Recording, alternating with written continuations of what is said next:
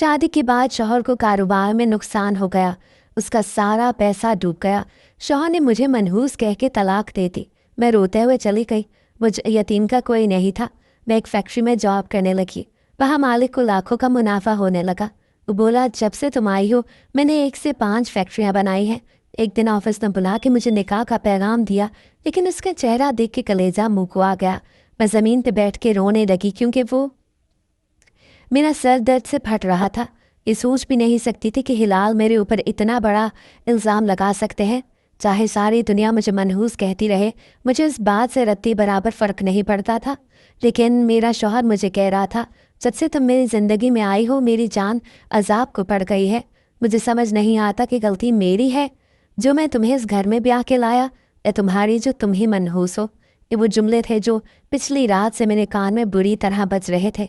मैंने कितनी ही देर इन बातों को अपने दिमाग से झटकने की कोशिश की, लेकिन ऐसा मुमकिन नहीं हुआ। थोड़ी थोड़ी देर बाद ये बातें मुझे दोबारा याद आ जाती। मैंने दोबारा फिर बिलाल को फ़ोन किया। वो रात भर से घर वापस नहीं आया था, पता नहीं कहाँ पे था। मेरी सास इस सुबह से मुझे ही कोस रही थी। मैंने कमरे से बाहर निकल देखा ही नहीं था। पूरे दिन के कमरे में बंद थी।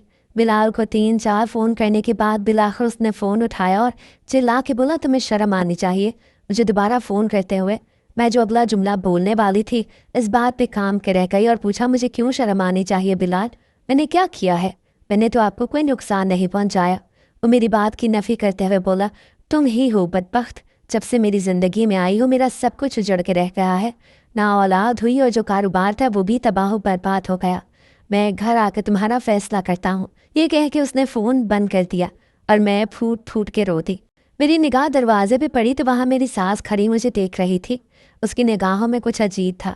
ना ही वो परेशान थी, ना ही बहुत खुश। अम्मी, आप तो मेरी बात समझें। मैंने कुछ भी नहीं किया। मैंने उन्हें समझाना चाहा तो उन्होंने हाथ उठा के मुझे खामोश करा दिया और कहा, चुप कर जाओ, मुझे हर बात का पता है। मुझे तुम्हारी किसी भी वजाहत या सफाई की ज़रूरत बिल्कुल नहीं। मैं चुप कर गई। तकरीबन 1 घंटे बाद बिलाल घर आया और नशे में बुरी तरह से धत थे। मैंने आज तक बिलाल को नशा करते हुए नहीं देखा था, लेकिन आज साफ लग रहा था कि उन्होंने शराब पी है। उनसे तो ठीक तरह से खड़ा भी नहीं हुआ जा रहा था। मेरे लिए पहले मुश्किलात कम नहीं थी, लेकिन अब अपने शौहर को इतनी बुरी हालत में देख के मेरी रही सही हिम्मत भी ख़त्म हो गई। मुझे समझ ही ना आया मैं क्या करूं। मैंने अपनी सास को जाके बताना चाहा तो वो कंधे उचका के बोली, इसमें क्या है जो तुम इतना परेशान हो रही हो? कुछ नहीं होता। मर्द है मर्द, नशे करते ही रहते हैं। औरतें भी तो बख्त वाली होती हैं, जिस घर में जाती हैं वहाँ पर बहाग लगा देती हैं। मगर तुमने भी तो अपनी बदबख्ती से हमारे घर को उजाड़ के रख दिया। मैं बाहर आई तो मेरा शौहर चिल्ला चिल्ला के बोला, कमीनी, मेरी माँ को मेरी शिकायतें लगाती है, मैं तेरी जान निकालूंगा। तूने मुझे समझा क्या हुआ है? ये कहते हुए वो एक झटके से मेरी जाने बढ़ा। फिर देखते ही देखते उसने मुझे खड़े पैर तलाक दे दी। उसके मुंह पे हाथ रखना चाहती थी, लेकिन जैसे ही आगे बढ़ी तो बिलाल ने एक ज़ोरदार थप्पड़ मेरे मुंह पे लगा दिया और कहा, दफ़ा हो जा, निकल जा मेरे घर से। तेरी यहाँ पे कोई औकात और जगह नहीं। तूने मुझे उजाड़ दिया। अगर और मैंने तुझे यहाँ पर अपने घर में रखा तो फिर मैं खुद मौत के मुंह में उतर जाऊँगा। नहीं नहीं, मुझे अपनी ज़िंदगी बहुत प्यारी है। साथ ही वो मुझे तरह तरह की गालियाँ भी निकाल रहा था। मैं हक्का बक्का वहीं पे खड़ी थी जब मेरी सास चिल्ला के बोली, अब यहाँ पे खड़ी क्या कर रही है? निकल यहाँ से। कल अपने माँ बाप को भेज देना, आके सामान ले जाएंगे। मैंने बेख्तियार आसमान की जानिब देखा कि अल्लाह कोई तो मेरी मदद भेज, लेकिन मदद इतनी जल्दी कहाँ आती थी। मुआवजे होने में भी वक्त लगता था। मैंने जो दुपट्टा लिया था वही अपने इर्द गिर्द लपेट बाहर निकल आई। मेरा पूरा जिस्म बुरी तरह से कांप रहा था। मुझे समझ में नहीं आया कि मैं क्या करूं। आगे एक रिक्शा आ रहा था, खुद ही मेरे सामने आके रुक गया और बोला, बाजी कहीं जाना है? मैं चुप करके रिक्शे में बैठ गई। 2-3 मिनट तक तो वो रिक्शा चलाता रहा, फिर नरमी से बोला, बाजी कहाँ जाना है? तबीयत तो ठीक है आपकी? मैंने उसे गौर से देखा। मुझे समझ नहीं आ रहा था कि वो शख्स कौन है, या मैं रिक्शे में बैठी क्या कर रही हूँ, या फिर मैं कहाँ जा रही हूँ। बस एक घूर घूर के देखती रही तो आगे जाके उसने रिक्शा रोकते हुए कहा, बाजी तबीयत तो आपकी ठीक है ना? मैंने नफ़ी में सर हिलाया। बाजी कहाँ जाना है बताओ, मैं आपको छोड़ देता हूँ। रिक्शे वाला मुझसे ज़्यादा परेशान दिखाई दे रहा था। मैंने नरमी से कहा, भाई मुझे कुछ समझ नहीं आ रहा। ये मेरा मोबाइल ले लो, यहाँ पे पहला जो भी नंबर है वहाँ कॉल कर दो। मैं जानती थी आजकल के हालात इतने अच्छे नहीं कि अपना मोबाइल किसी को भी पकड़ा के अगले बंदे पे एतबार करें, लेकिन मेरे साथ जो कुछ हुआ मेरे तो सोचने और समझने की सलाहियत ही मफलूज होकर रह गई थी। लाख चाहने के बावजूद भी मैं खुद को अपने हवासों में नहीं रख पा रही थी। रिक्शे वाले ने मुझे हैरानी से देखा, वो भी कोई अल्लाह का नेक बंदा था। फ़ौरन मेरा मोबाइल लेके पहले नंबर पर फ़ोन किया और मेरे भाई को इतला देने के बाद दोबारा मोबाइल मुझे वापस थमा दिया। मैं रिक्शे में ही बैठी थी। वो खामोशी से नीचे उतरा और गरीबी दुकान से पानी लाके मुझे दिया। मैंने पानी की बोतल एक ही घूंट पे ख़त्म कर डाली तो वो नरमी से बोला, बाजी अगर मुनासिब समझो तो मुझे बता दो, क्या बात है, शायद मैं तुम्हारी कोई मदद करता हूँ। ये बात सुन के मैं फूट फूट के रोते हुए बोली, भाई तुम मेरी मदद क्या करोगे? अभी चंद लम्हे पहले मेरे शौहर ने मुझे तलाक दी है। एक तलाक याफ्ता लड़की की तुम मदद कर ही क्या सकते हो? वो आदमी खामोश हो गया और वही रिक्शे में बैठ गया। मेरे भाई को वहाँ आने में तकरीबन 15 मिनट लगे थे और उन 15 मिनटों में रिक्शे वाले ने मेरी बहुत मदद की थी। वो नरमी से मुझे यही समझाता रहा कि तलाक अल्लाह ताला को अच्छी नहीं लगती, लेकिन फिर भी अल्लाह ने इसकी राह तभी रखी है कि आपके लिए आसानी हो। जैसे आप बता रही हैं कि आपको तलाक हुई है, तो यानी वो इंसान आपके काबिल नहीं रहा। उस आदमी से जितना बन पाया उसने मेरी मदद की, और यही वो लोग हैं जिनकी वजह से मुझे लगता है कि अभी तक दुनिया पे अजाब नहीं आया। मेरा भाई वहाँ पे आया तो मैं उसके साथ गाड़ी में बैठ गई। उसे रिक्शे वाले का बहुत शुक्रिया अदा किया और चंद पैसे भी दिए, लेकिन रिक्शे वाले ने वो पैसे लेने से इनकार कर दिया कि मेरी भी बहन अगर यहाँ होती तो क्या मैं लालची हो कि पैसों को देखता। इस बात पे मेरा भाई खामोश हो गया, क्योंकि मज़ीद कहने के लिए कुछ भी नहीं बचा था। गाड़ी में आते ही मेरे भाई ने पूछा कि ये क्या मामला है नगमा। मैंने बता दिया कि मुझे तलाक हुई है। मुझे गाड़ी स्टार्ट करने लगा था, एक लम्हे के लिए उसके हाथ साकित हो गए और मुझे घूर के देखते हुए बोला, उसकी जुर्रत कैसे हुई कि उसने तुम्हें तलाक दी? चलो मैं पूछता हूँ जाके उससे। लेकिन मैंने साफ इनकार कर दिया। मेरी अब उस घर में कोई भी जगह नहीं, मुझे मेरे माँ बाप के घर ले चलो, कल जाके सामान ले आना, क्योंकि मैं भी अब उससे इंसान के साथ दोबारा नहीं रहना चाहती। ये बोल के मैंने सीट की पुश्त के साथ अपनी टेक लगा ली और आंखें बंद कर ली। मेरा भाई रैश ड्राइव करता हुआ 5 मिनट में ही घर पहुंच चुका था। घर जाते ही देखा अम्मा काफ़ी परेशान थी, दरवाजे पे ही खड़ी होकर मेरा इंतज़ार कर रही थी। मैं जाते ही अम्मा के गले लगी और रोते हुए बोली, अम्मा उसने मुझे छोड़ दिया है, आप लोगों की पसंद ने मुझे छोड़ दिया है। वो इंसान जिसके साथ आप लोगों ने बड़े मान और फ़ख्र से मेरी शादी की थी, उसने मुझे बर्बाद कर दिया।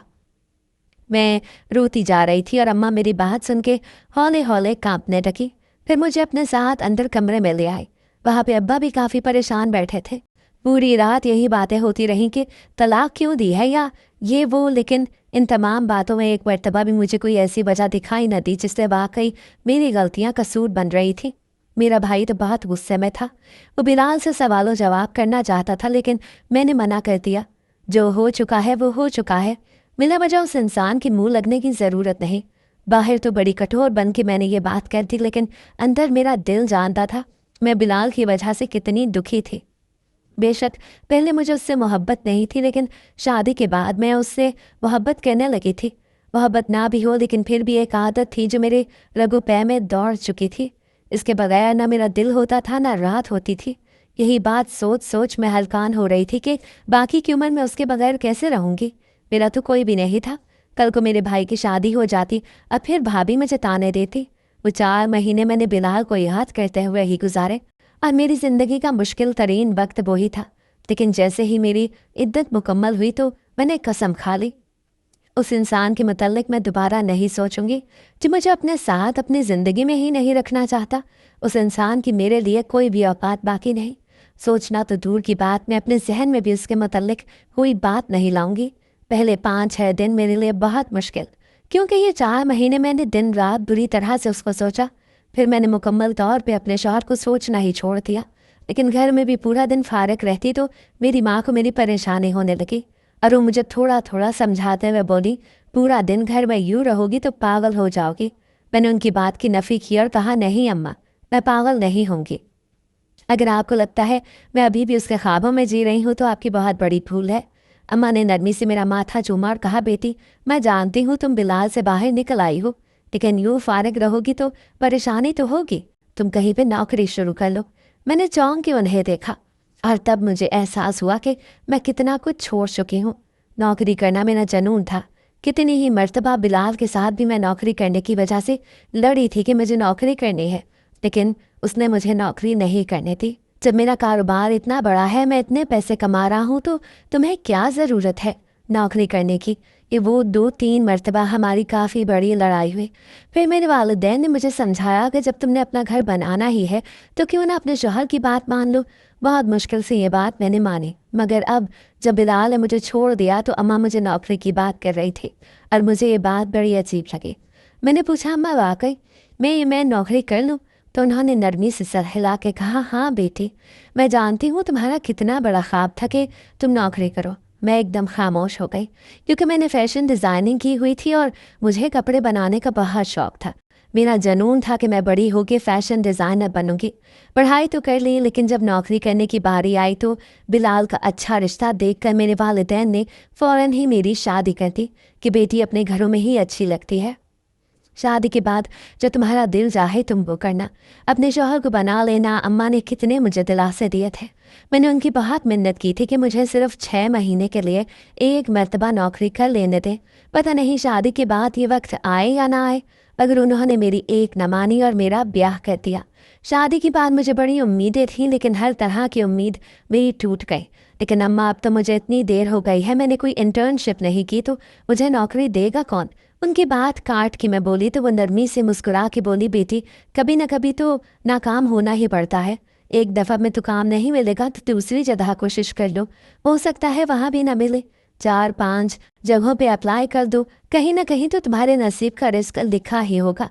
मैं बड़ी खुश हो गई और मैंने उसे रात जाकर 10-12 जगहों पे अप्लाई कर दिया। फ़िलहाल तो मैंने फैक्ट्रियों में ही अप्लाई किया था, जहाँ पर मैं डिज़ाइनर के तौर पे काम कर सकती थी। लेकिन 1.5 महीना गुजरने के बाद भी जब मेरी किसी ईमेल का जवाब ना आया तो मैं एकदम मायूस होने लगी। मैंने अम्मा पे तो ये बात जाहिर ना की कि मुझे कोई दुख है या मैं अंदर ही अंदर परेशान हूँ, लेकिन हर रात तहज्जुद में रो रो के अल्लाह से यही दुआ मांगती थी कि या अल्लाह, तूने मेरा घर भी नहीं बसाया, मुझे औलाद भी नहीं थी, अब नौकरी के लिए 1.5 महीना हो गया मैं इंतज़ार कर रही हूँ, मुझे नौकरी भी नहीं मिल रही, मेरी आजमाइश ख़त्म कर दे। मेरे मालिक, हर रात रो रो के मैं अल्लाह से यही दुआएं मांग रही थी। आधा महीना और बीता और मैं एकदम मायूस होने लगी। तो मैंने तहज्जुद पढ़ना भी छोड़ दी थी। बस पूरा दिन घर के कामों काजों में इतनी बुरी तरह मगन रहती कि मुझे अपनी शक्ल भी आईने में देखने का मौका न मिलता था। तभी एक दिन मेरी सहेली मेरे घर आई। उसे नहीं पता था कि मैं तलाक हो गई है। वो अमेरिका गई हुई थी, लेकिन जब वापस आई तो मुझे मिलने के लिए भी आ गई। लेकिन आगे मेरी हालत देख के वो बहुत परेशान हुई। मैंने पूरी बात उसे बता दी कि ये जो हुआ, उसने दुख करने के बजाय यही कहा कि बहुत अच्छा हुआ, ऐसे टॉक्सिक इंसान के साथ रहने से तो बेहतर है कि तुम शादी ही ना करती। मैं चुप रही। मैं उसकी बात का क्या जवाब देती? वो अपने घर में बहुत खुश थी, उसकी भी शादी हो चुकी थी और उसका मियाँ बहुत ख्याल रखने वाला था। अंदर से मुझे ये बात सुन के तकलीफ़ तो हुई थी, लेकिन मैंने फ़ौरन ही अपने ऊपर हावी होते हुए शैतान को लाहौल पढ़ के भगा दिया, क्योंकि वो मेरे अंदर का जलन का अंसर ला रहा था। अच्छा, तो तुम कोई काम काज क्यों नहीं कर लेती? ये बातें दबा के बढ़ी तो मेरी सही भी रेशा ने नरमी से कहा। मैंने कंधे उगा के कहा, यार, बहुत जगहों पे अप्लाई किया हुआ है, लेकिन नौकरी कोई दे नहीं रहा। वो चुप कर गई। हम लोगों ने थोड़ी बहुत और बातें की। वैसे भी अब्बू माहौल नहीं बन पा रहा। अगर हम कहीं शादी से पहले मिले होते तो हंस हंस के हमारा बुरा हाल हो रहा था, क्योंकि हम दोनों ही बहुत बातूनी और बहुत मज़ा करने वाली थी। लेकिन अब हालात और शख्सियत हम दोनों को मुकम्मल तौर पे तब्दील कर चुकी थी, और एक संजीदगी थी जो हमारे पूरे वजूद का अहाता किए हुए थी। थोड़ी देर बाद वो उठ के चली गई। उसे अपने घर में कोई इमरजेंसी थी। मैं एक मरतबा फिर दोबारा उदास हो गई, क्योंकि उन दिनों में मेरा घर से बाहर निकलना भी बिल्कुल ख़त्म हो चुका था। रिश्तेदार भी हमारे घर में आते तो मैं चुप करके कमरे में आके बैठ जाती, क्योंकि मैं नहीं चाहती थी कि कोई मेरी ज़ात पर या मुझ पे बात करे। 3 दिन बाद मुझे रिमशा का फ़ोन आया। वो काफ़ी मसरूफ़ लग रही थी। सलाम दुआ के बाद फ़ौरन ही बोली कि तुम फ़लाँ जगह पे आ जाओ, मैं तुम्हें लोकेशन भेज रही हूँ। मैंने वजह पूछी तो उसने नफ़ी में सर हिलाया और कहा, कह रही हूँ ना, एक मरतबा आ जाओ, अभी मैं बहुत मसरूफ़ हूँ तो ज़्यादा देर तुमसे बात नहीं कर पाऊँगी। यहाँ आ जाओ, यहाँ पे बात करते हैं। मैंने चुप करके फ़ोन रख दिया। मैंने अम्मी को बताया, उन्होंने क्या ही रोकना था। वैसे भी अब मैं उम्र के इस हिस्से में दाखिल हो रही थी, वहाँ मुझे वालिदैन की इजाज़त ही बिल्कुल भी ज़रूरत नहीं थी। दिल तो नहीं चाह रहा था, लेकिन अम्मी ने मुझे ज़बरदस्ती भेज दिया कि बाहर निकलोगी तो शायद कुछ ठीक हो जाओ। मैंने अपनी चादर वगैरह ओढ़ी और भेजी के लोकेशन तक पहुंची तो देखा वो काफ़ी वीराना सा था और कोई नई इमारत थी जिसकी पेंटिंग वगैरह का काम हो रहा था। मैं अंदर गई तो एंट्रेंस पे ही मुझे हुरम शाह दिखाई दे गई। वो जल्दी से मुस्कुरा के मुझे गले मिली और बोली, आ जाओ अंदर। मैंने हैरत से पूछा, ये कौन सी जगह है? वो नरमी से बोली, हम लोग नई फैक्ट्री बना रहे हैं। अरे माशाल्लाह। बेख्तियार मैंने ज़ुबान से कलमा अदा किया तो वो नरमी से बोली, यहाँ पे हम तुम्हें बतौर डिज़ाइनर रखना चाहते हैं, इसी सिलसिले में बात करने के लिए बुलाया है। मैंने हैरत से उसे देखा तो वो मुस्कुरा के मेरा हाथ दबाते हुए बोली, मुझे यकीन है कि तुम बहुत जल्द अपने डार्क फेस से बाहर निकल आओगी। मैं चुप रही। हम लोग अब ऑफिस में दाखिल हो रहे थे जहाँ हम दोनों के अलावा कोई भी नहीं था। उसने बाकी की सारी बातें मुझे बाद में बताई कि हम लोग ख़ानदान वाले ही मिलकर ये काम कर रहे हैं और हमें एक डिज़ाइनर चाहिए। हमारे पास एक बहुत अच्छा ऑप्शन तो था, लेकिन मैंने उसकी जगह तुम्हें अहमियत देने का सोचा, क्योंकि अपने ही अपनों के काम आते हैं। सैलरी वही होगी जो हम एक प्रोफेशनल डिज़ाइनर को देंगे, क्योंकि मैं जानती हूँ तुम एक बहुत अच्छी आर्टिस्ट भी हो और तुम्हारा विजन बहुत अच्छा है। बस अब तुमने ये कॉन्ट्रैक्ट पेपर्स पे साइन करना है और कल से बेशक काम पे आ जाना। मैंने हैरत से उसे देखा। वो इतनी जल्दी तमाम मामला तय कर रही थी कि मुझे सोचने का भी मौका ना मिला। मैं वहीं यूं खड़ी रही। जब दोबारा फिर बोली, सोचना बंद कर दो, तुमने बहुत सोच समझ लिया और 5 महीनों से घर में बैठी हो, सोच ही रही हो। अब अगर वक्त आया है तो अपने लिए कुछ करो, निकलो उसकी सोचों से। पहले नफ़ी पे सर हिलाया और कहा, नहीं बिलाल की बात नहीं, मैं ये सोच रही हूँ कि फैक्ट्री अभी तो मुकम्मल नहीं हुई, फिर मैं कल से काम पे आ जाऊँ, यही बात मुझे परेशान कर रही है। वो नरमी से बोली, हाँ बात तुम्हारी बिल्कुल ठीक है, लेकिन फैक्ट्री जब तक मुकम्मल होगी तब तक हम लोग अपने डिज़ाइंस भी मुकम्मल करके एक ही दिन लॉन्च करना चाहते हैं।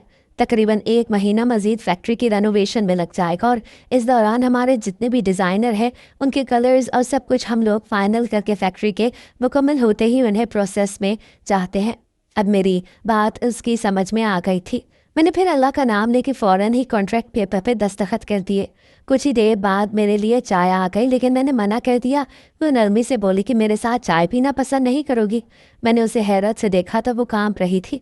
क्या बात है रिमशा, तुम यूं क्यों हो रही हो? उसने बेख्तियार पानी का गिलास उठा, एक ही सांस में पी लिया और फिर नफ़ी में सर हिला के बोली, हम फिर कभी बात करेंगे, चाय पियो मेरे साथ। मुझे बड़ी उलझन हुई कि बैठे बैठे उसे अचानक क्या हो गया, क्योंकि वो बहुत परेशान लग रही थी। क्या कोई फैक्ट्री का मसला है? सर हिला के बोली, नहीं फैक्ट्री का कोई मसला नहीं, बस कुछ और परेशानियां हैं। अभी मैं इस मूड में नहीं, वो तमाम बातें तुम्हें बाद में बताऊंगी, सब्र करो। कुछ दिन तक मैं खुद ही तुम्हें सब कुछ बता दूंगी। अभी मेरे लिए वो सब बर्दाश्त करना बहुत मुश्किल हो रहा है। मैं खामोश हो गई। दोबारा मैंने रिमशा से कुछ भी ना पूछा।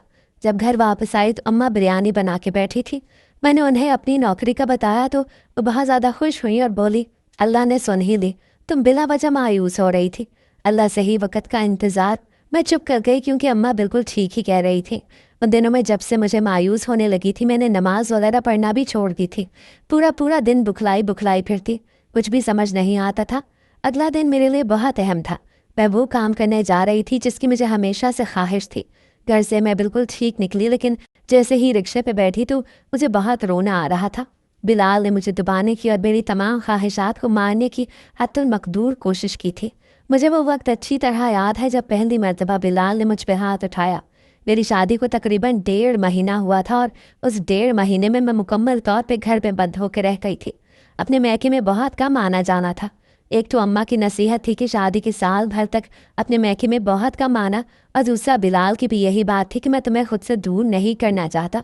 जब घर आऊँ तो आगे मुझे मेरी बीवी तैयार और खुश अखलाकी से मिले। मेरी सास तो अजीब थी, पर न मुझसे इतनी बात करती थी ना ही बिलाल का ख्याल रखती थी। शादी के कुछ अरसे बाद मुझे पता चला कि बिलाल उनका सौतेला बेटा है। उन्होंने दूसरी शादी की थी और बिलाल उनके दूसरे शौहर का बेटा था। उनका अपना एक बेटा था जिससे उनके दूसरे शौहर ने अपनाने से इनकार कर दिया।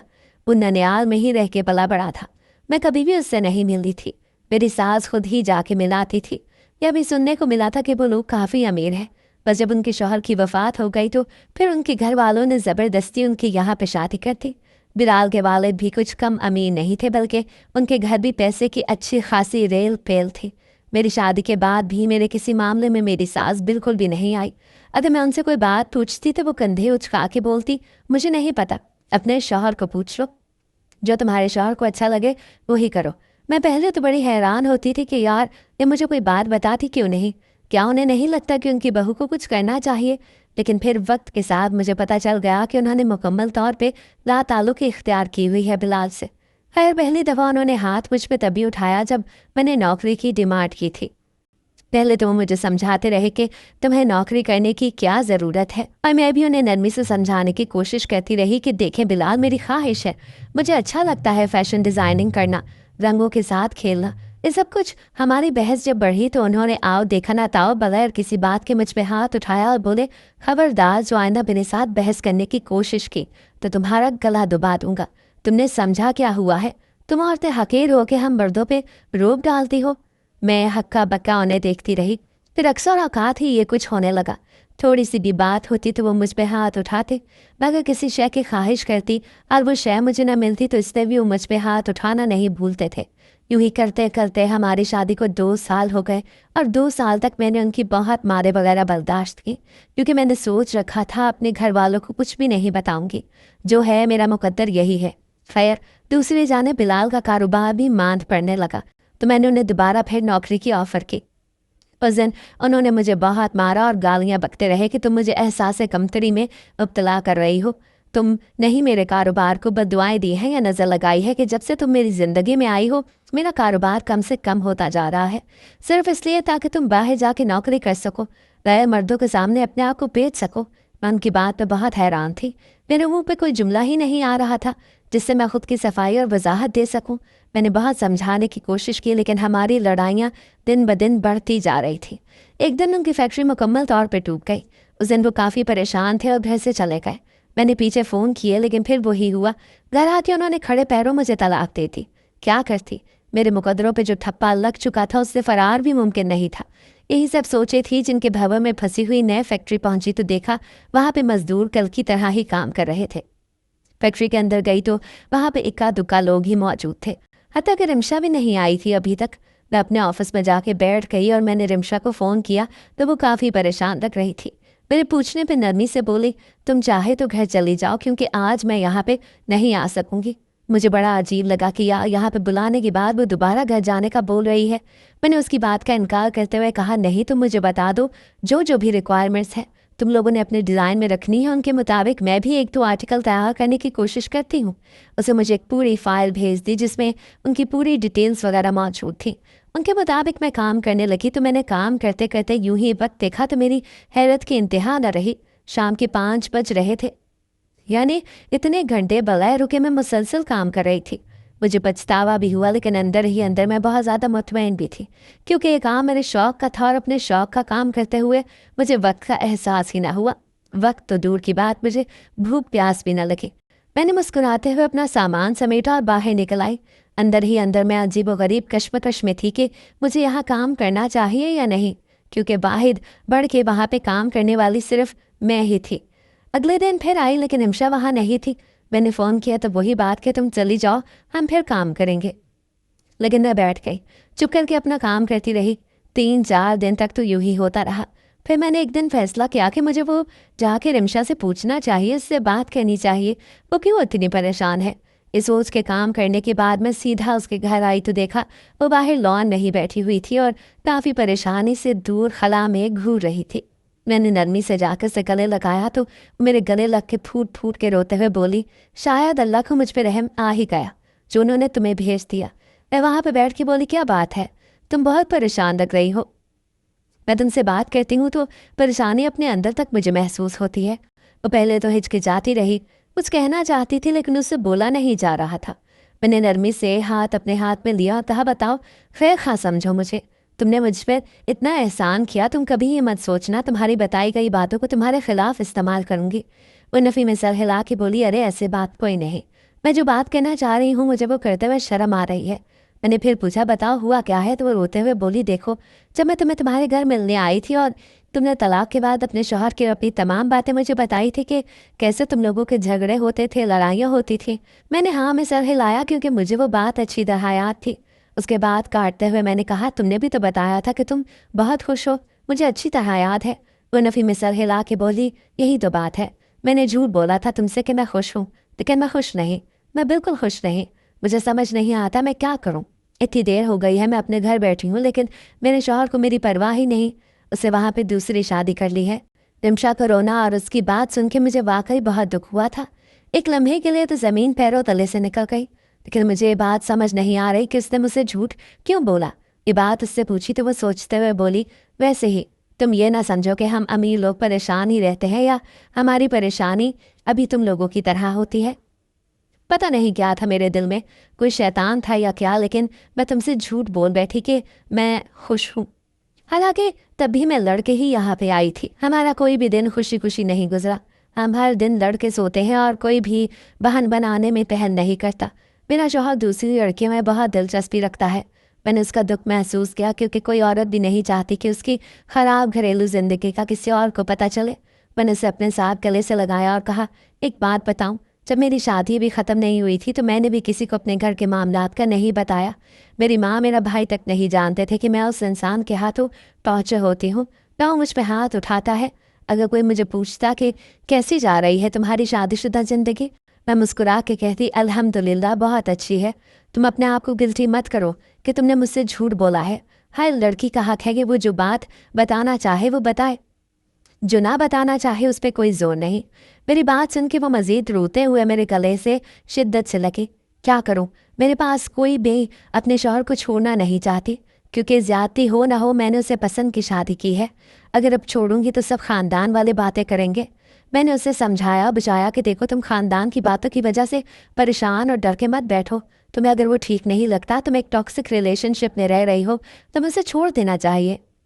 ख़ानदान वाले 1 महीना बातें करेंगे, 2 महीना करेंगे, लेकिन सारी उम्र कोई भी नहीं करेगा। जब पहले तुमने पसंद की शादी करते वक्त लोगों की बातों का ख्याल नहीं रखा, तो अब क्यों उनकी बातों का ख्याल रख रही हो। काफ़ी देर बैठी वो यही बातें समझती रही। मेरी बातें सुनने के बाद वो काफ़ी हद तक पुरसकून हुई और बोली, तुम खुदा के एक नेमत बन के मेरे पास आई हो। जानती हो, मुझे इस वक्त इन सब बातों की और तसल्लियों की बहुत ज़रूरत थी। तुमने मेरे लिए बहुत कुछ किया।